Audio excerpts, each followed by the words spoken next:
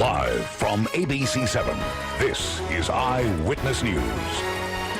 Oh my, it is time for pie. I'm Lori Corbin at the Gourmandise School in Santa Monica. We're looking at great crust, great filling.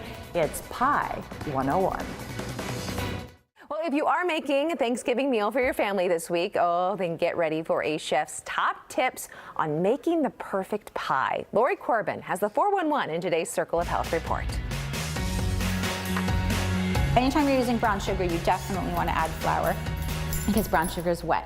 It's apple pie this class is making at the Gourmandise School in Santa Monica, where Chef Clemence Gossett appears to know all the tricks to perfect pie. She adds spices like cardamom, ginger, even black pepper to the fruit, then tops the mixture with butter.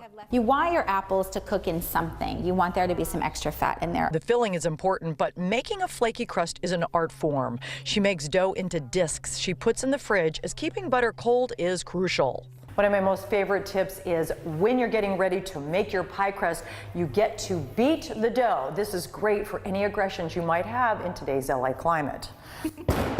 Beat them into submission before you really start rolling them. You don't want to overwork your crust. Up and stop just shy of the edge. Center down, pick it up and give it a quarter turn. You want your pie dough to not stick to the table, so every time you turn it. And the other is that you want this to sort of be fairly square, circular. If it's a custard pie, bake the crust with pie weights like reusable dried beans and rice, just until the crust edge gets golden brown. Remove the weights and put back in the oven for a few minutes before adding custard. As for crimping the edge, take my thumb and my index finger here. I'm going to put them on the inside of the pie, and then I'm going to take the index finger from the other hand and push through. For a lattice top pie, cut different size strips, lay close together, then start your weave. Every other strip gets pulled back.